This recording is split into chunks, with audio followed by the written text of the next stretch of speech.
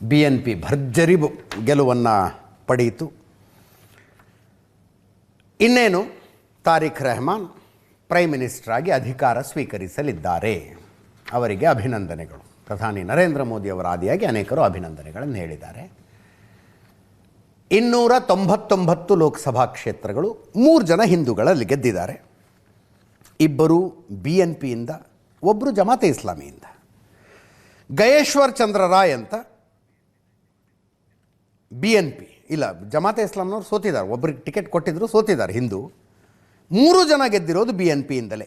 ಗಯೇಶ್ವರ್ ಚಂದ್ರ ರಾಯ್, ನಿತೈ ರಾಮ್ ಚೌಧರಿ, ದೀಪೇನ್ ದಿವಾನ್, ಈ 3 ಜನ ಹಿಂದೂಗಳು ಗೆದ್ದಿರುವಂಥದ್ದು. 299 ಪೈಕಿ 212 ಕ್ಷೇತ್ರಗಳಲ್ಲಿ ಗೆಲ್ಲುವ ಮೂಲಕ BNP ಅಲ್ಲಿ ಅಧಿಕಾರಕ್ಕೆ ಬರ್ತಾ ಇದೆ. ನೋಡಿ, ಇಂಟ್ರೆಸ್ಟಿಂಗ್, 35 ವರ್ಷಗಳ ನಂತರ ಬಾಂಗ್ಲಾದೇಶಕ್ಕೆ ಒಬ್ಬ ಪುರುಷ ಪ್ರಧಾನಮಂತ್ರಿ ಆಗ್ತಾ ಇರೋದು. 35 ವರ್ಷಗಳ ನಂತರ. ಈ ತಾರಿಕ್ ರೆಹಮಾನ್ ತಾಯಿ ಪ್ರಧಾನಿಯಾಗಿದ್ದರು.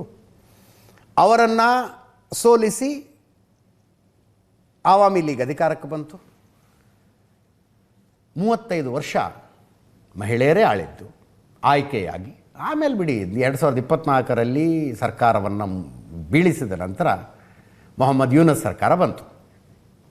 ಜನ್ಜಿ ರಿವೋಲ್ಟ್ ನಡೆದು 2 ಪಕ್ಷಗಳ ಪೈಕಿ, ಅಂದರೆ ಜಮಾತೆ ಇಸ್ಲಾಮಿ ಬಾಂಗ್ಲಾದೇಶ್ ಮತ್ತು BNP ಪೈಕಿ ಯಾರು ಬಂದರೆ ಭಾರತಕ್ಕೆ ಇದ್ದುದರಲ್ಲೇ ಒಳ್ಳೆಯದು ಅಂತ ಒಂದು ಚರ್ಚೆ ಇತ್ತು. ಅನ್ಡೌಟೆಡ್ಲಿ BNPನೇ. ಆವಾಮಿ ಲೀಗ್ ಈ ಸಲ ಸ್ಪರ್ಧೆ ಮಾಡೋದಕ್ಕೆ ಅವಕಾಶನೇ ಇಲ್ಲ.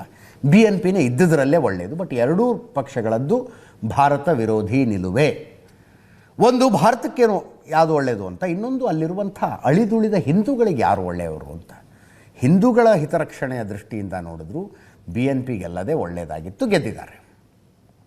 ತಾರಿಕ್ ರೆಹಮಾನಿ ಆರಂಭದಿಂದಲೂ ಹೇಳ್ತಾ ಬರೋದು, ನಾವು ಅಲ್ಪಸಂಖ್ಯಾತರಿಗೆ, ಅಂದರೆ ಅಲ್ಲಿ ಹಿಂದೂಗಳು ರಕ್ಷಣೆ ಕೊಡ್ತೀವಿ ಅಂತ ಮತ್ತು ಅದನ್ನೇ ಮಾತಾಡ್ತಿದ್ದಾರೆ. ನಾವು ರಕ್ಷಣೆ ಕೊಡ್ತೀವಿ ಅಂತ ಒಂದು ಹೋಪ್ ಇದೆ ಅಲ್ಲಿನ ಹಿಂದೂಗಳಿಗೆ.